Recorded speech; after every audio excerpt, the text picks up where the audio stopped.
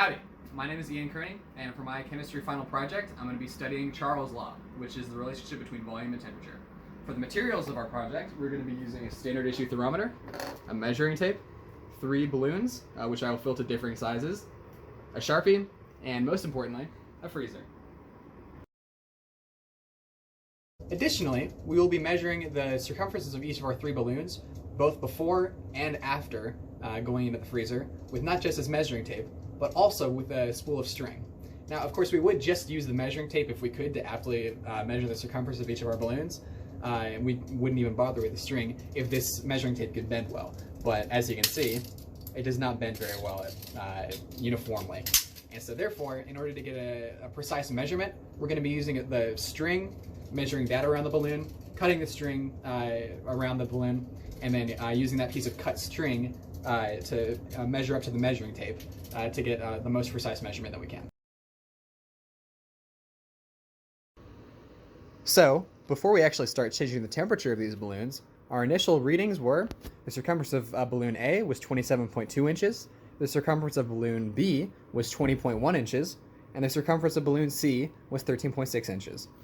Initially, the room temperature was measured to be 71.2 degrees Fahrenheit.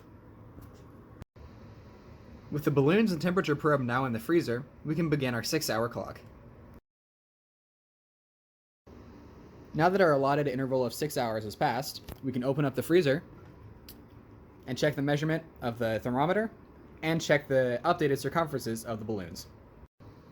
After using the aforementioned measuring process for the circumference of each of the 3 balloons, we found that the circumference of balloon A was 24.3 inches, the circumference of balloon B was 17.8 inches, and the circumference of balloon C was 11.9 inches. Additionally, we found that the temperature inside the freezer was 1.8 degrees Fahrenheit.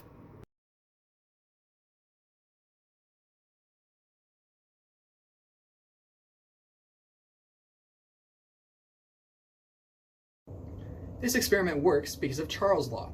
Charles' law states that volume is directly proportional to temperature. And in other words, when one of these 2 values increases, so too does the other, and vice versa.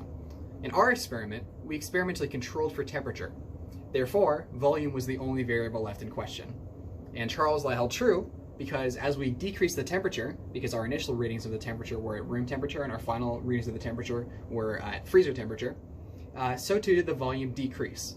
And as you saw on the statistics slide, these volumes of each of the 3 balloons decreased relatively proportionally. Therefore, Charles' law holds true.